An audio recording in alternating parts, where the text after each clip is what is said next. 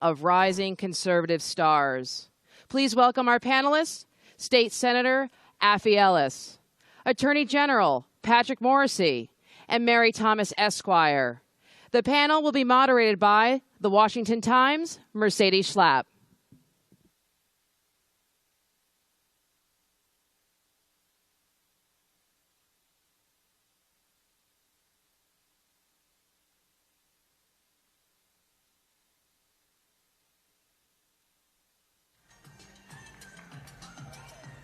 Are you all still awake out there? I don't even want to know at what time some of you went to bed or if you even went to bed at all last night, but we are so glad that you all are with us. I know it's day 3, and normally by day 3 we're dragging our feet just a little bit, but it's because it has been such an energetic event. I mean, having the Vice President with us, having key White House officials, and of course, President Donald Trump address CPAC. Now, was that spectacular or what? But I have the great honor to be here with the rising stars, just some of the rising stars in the conservative movement. Let me tell you, these 3 individuals who are up here, get to know them. They are such a critical part of our conservative movement. They are doing things at the state level. They are fighting for conservative principles. And they are here to talk about their experience in the conservative movement, in leadership positions, in getting the conservative message out.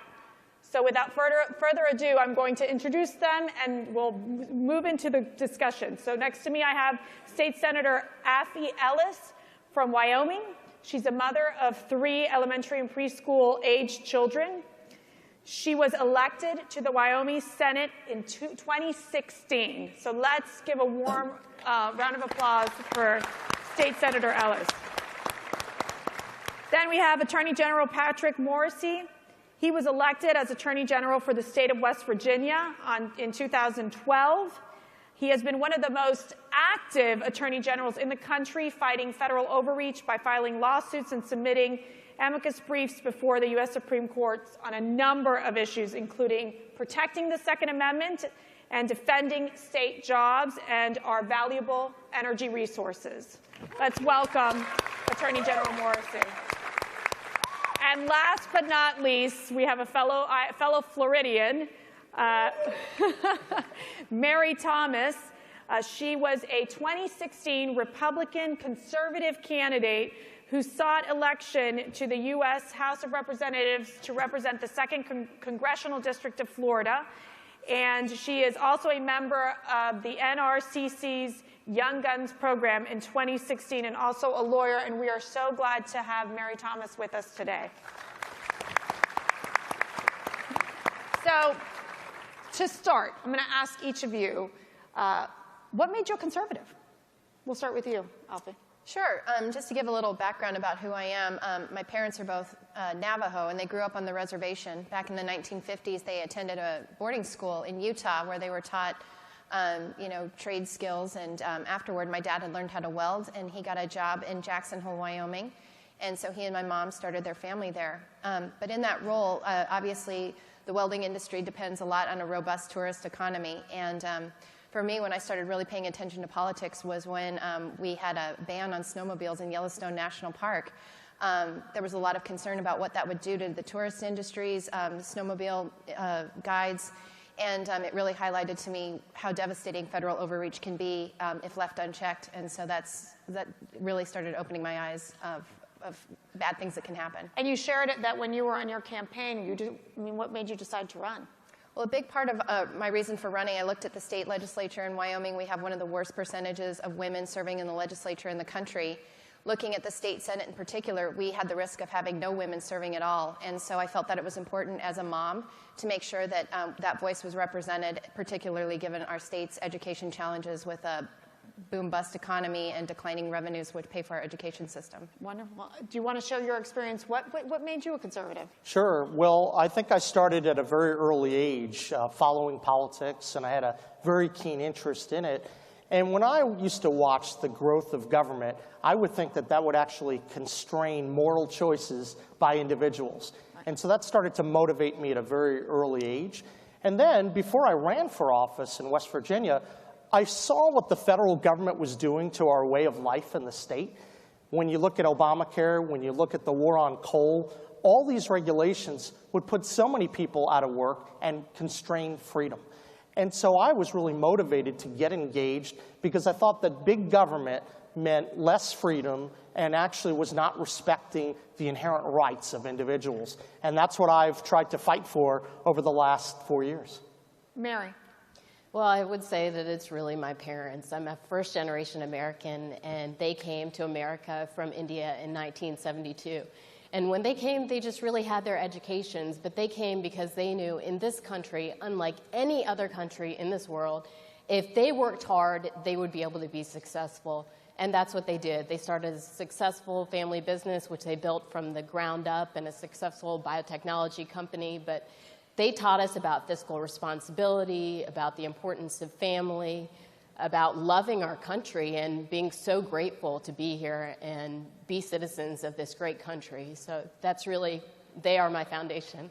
I think there's so many out there who they kind of think about this idea about running for office or taking their conservative passion to the next level. And so you all have gone through this experience of running in campaigns. What do you think it takes to win? Well, I'm happy to start. I ran against a long-serving Democrat in Wyoming, and Wyoming is one of the reddest legislatures in the country. And so at the time, there were only 4 Democrats serving in our legislature, and so I ran against one of them and defeated him. But really, it was a hard work ethic, doing an aggressive door-to-door campaign, and then just communicating with voters about things I wanted to work on, and just a lot of hard work. And what message worked for you? Well, again, back to the education thing, Wyoming, we are very dependent on our mineral extractive resource industry. And over the years, we've seen a lot of challenges in federal regulation that have hindered our ability to develop those resources and provide energy for America. That has had a trickle-down effect on our education system, which is largely funded by those resources. So we're in a very difficult area of needing to make some tough challenges. Wyoming, we have one of the richest education models in the country. We spend $16,000 per student.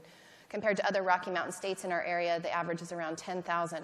So I think our first step is being mindful that we need to be respectful of how we spend those public dollars before we start imposing new taxes on our businesses, on our industries, and our families. I think that's an important first step.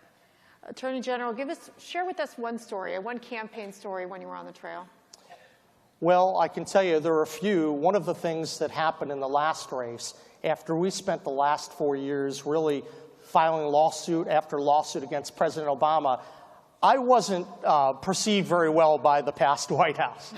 And so, wait, and you said you didn't get any of your calls returned either, right? Well, that's right. In fact, one of the things I could say, it's going to be a lot better to work with this administration than the last, because going back to the issues of coal in terms of what this administration tried to do, it's so important for people to know that when you have a president or a candidate for office like Hillary Clinton, who's indicating she wants to put coal miners out of work, that gets people motivated to their bones, and they are really excited to go out and be active. And I think building upon the last comment that was made, one of the things you have to do is just articulate what are the reasons why you're running and why your values relate to the people, the citizens of your state.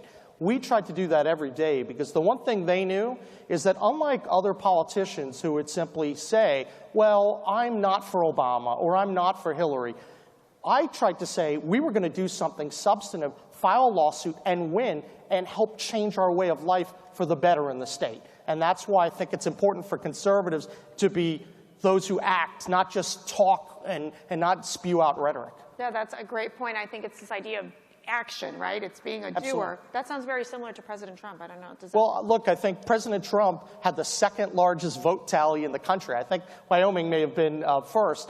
But when you get 68.6%, the reason why he did is because he spoke to their hearts and minds. And these are people that have just been crushed by the power of the federal government. I think President Trump offered a much more compelling vision, and that's why people really reacted very well to him.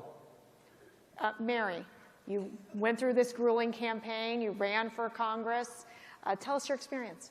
Well, I think it was great. I got to meet so many great people, and the district I ran in, the 2nd District of Florida, is a very rural and agricultural district. It's really part of the heartblood of our country, small business owners, farmers, cattle ranchers.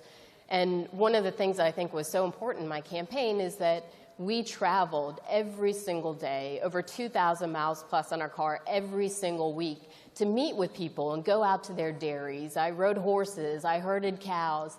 I learned about their businesses and their families and what was really impacting them. And it was the same thing that the country was feeling as a whole, and why President Trump got elected, because people were tired of Washington not representing the people of our country. Right.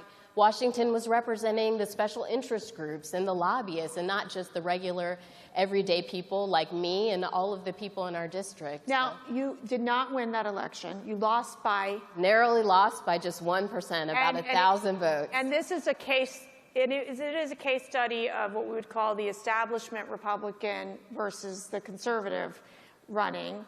How do you think that dynamic played out during this election cycle, especially in your particular race? Yeah, I think, every single conservative group that was out there supported me, including the American Conservative Union with your husband and Dan Schneider, and everyone was so, so helpful. The Freedom Caucus, Maggie's List, all of these groups. But in the end, what happened, I believe, is there was a little bit more money that the other side had, and they attacked us, even though we were clearly the conservative candidate out there. But, I think one thing that is important is if you take this chance and you run for office, you should never give up. You always have to be persistent, and that is one thing that we did on our campaign. I actually, after my race, I converted my campaign office into a Trump for President office, and my husband and I, Yay!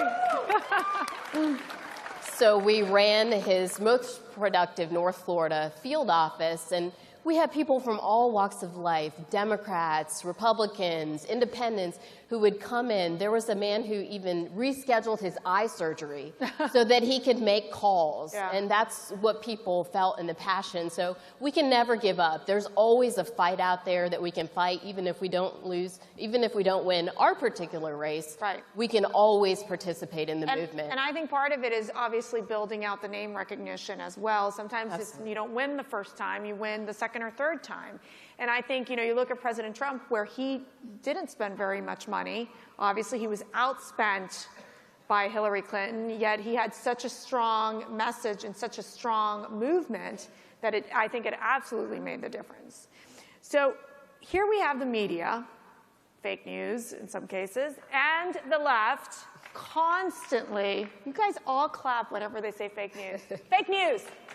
There you go. We're getting attacked. Conservatives has been attacked, since for generations. How do conservatives survive this? Let's start with, go ahead. Well, I was going to say, first thing, you have to have a thick skin. In Charleston, West Virginia, we have a major fake news outlet, and I'm not afraid to say it. And you have to be willing to actually stand firm with your principles and continue to do the right thing, even though you'll have the newspapers and your opponent lie about everything that you do. We probably had over 150 above-the-fold hit pieces in the first 4 years. Why? Because I was a conservative and I would not back down. Amen. And that's, I think the key thing is to have a thick skin, but also build alliances. As the Attorney General of West Virginia, I thought that our voice would be magnified if we worked with 15, 20, 25 states on a lot of this litigation. Because that way, when they're looking at our litigation, it's not just you as an individual Attorney General, it's potentially half the country. It's a lot harder to attack when you come as a team. And that's what we tried to do. That's absolutely right. Afi? Facts. Hard work. There are so many times where I think it's easy to name call and have these cute hashtags that stick, but we have to have strong facts and start communicating those facts in a very effective way. And I think the hard part is a lot of the devil in the details of any policy that you're working on don't fit well into small hashtags. So maybe we just need long hashtags.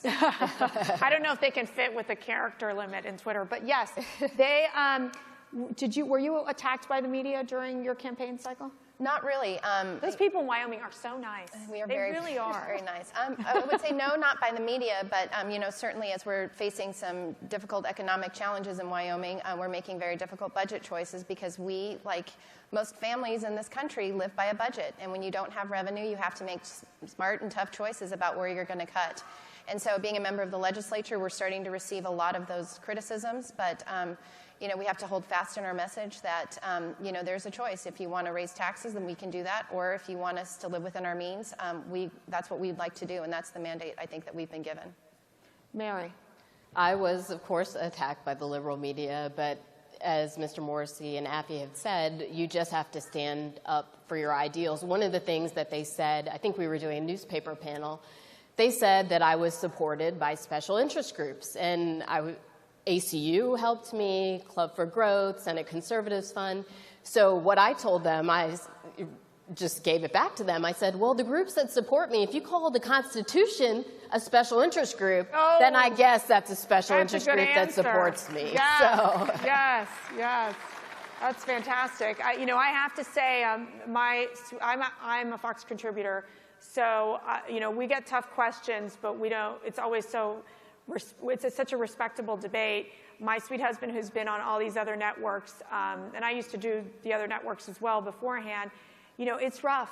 It's rough, and it is about the tough skin, but I always tell him, during the election cycle, he would say, he goes, did you watch my hit? And I'd be like, no, because I was so petrified of the fact that they were going to call him all these awful names on air, and I just couldn't watch it. I was like, it's just too painful to watch, but I think he kept going on. And so you can't ignore it. It's good to go on these channels and, write, if you have a strong opinion of something, get it out to your local papers. That's what social media is about. Get it on Facebook. Express your opinions. Don't stay quiet. You have to speak up because this is the only way you can educate other, families and your community. And I know Tom, one of our friends, Tom, who lives out in Culpeper, he's a retired physician. I mean, he writes all the time out there, and it's about impacting your local politics in a lot of ways. So I really encourage all of you to use, since I'm from the media world, to use your avenues, because now with social media, it really allows you to get out the conservative message. I want to move on to now we're in charge. Conservatives are in charge in so many states. Obviously at the national level, with President Trump being the leader. So now we got to govern. And I think governing is probably the hardest part. So how do you, as conservative leaders in your state, stay connected with the grassroots? Affy. Well, this is my first term serving in the Wyoming legislature, and certainly, once this session ends, we do a 40-day session. It'll be communicating with voters in my district to be very transparent about bills that they've contacted me with and providing a really thoughtful explanation. Again, I think that our country needs so desperately some thought and some well-researched responses and not just canned statements. And so I've made a commitment to make sure that when I communicate with my voters, they'll have all the facts, and it'll be very transparent, and there'll be no game playing. They'll know how I voted. I love the idea you bring up facts. And this is to all of you. Fact check. Figure out what your source is of information when you write or say anything. You always have to back it up with where you got this information. I think it's really critical, because nowadays people just retweet, send it over because your cousin Mary sent it to you, so you just no. You got to read it and make sure that it's not fake, because you don't want to be accused on the other side either. Attorney General. Well, a couple different things. First, I think it is important to keep engaging the people. Yes. And one of the things I did after I took office in 2013, I had a series of town halls. We ultimately did about 75 town halls across the state of West Virginia, another 60 different public meetings. So when the news media would start to lie about a particular issue, people who would go to the meetings would know the opposite, because they could hear firsthand what was going on. Between that tool getting out on social media, and getting to a lot of the friendly news outlets. Every news outlet is not fake news. There are some, and it's important to actually work with the ones who are going to be fair to you. Right. Mary.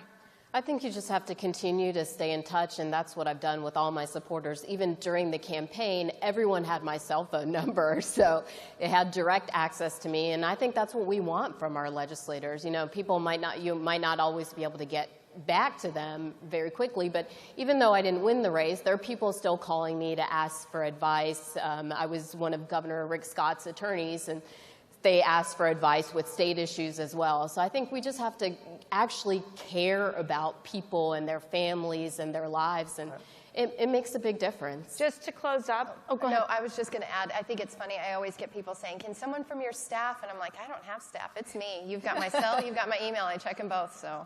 So just to wrap up, we're going to go do a round robin here.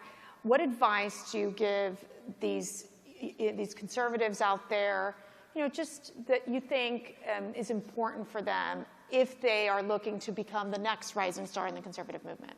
I think the best advice I continually get is clear, calm heads will always prevail, and so to keep your head about you.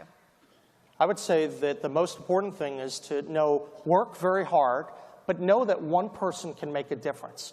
In West Virginia, we started something really powerful. I was the only Republican in West Virginia state government for the first couple years in my term of office. If you start to build and you stick to your principles, you work hard, you build a team, there's no telling how much you can accomplish. Little old West Virginia slaughtered President Obama's Clean Power Plan with the help of 27 states, 150 groups, Dems, Republicans, consumer groups, labor unions. It did that because we had an idea and we saw it through. Mary. Just as General Morrissey said, I think we need to stick to our conservative ideals, but we need to become active because just like you said, every single person makes a difference. So when on election night, when we were feverishly watching for the results to come in, we saw that President Trump was tied with Hillary in Florida. Until the panhandle came in, until the last second, we had volunteers making phone calls, knocking doors, and every little bit made a difference. And our volunteers made a big difference in electing President Trump. Thank you. Well, our founding fathers just came in through the door.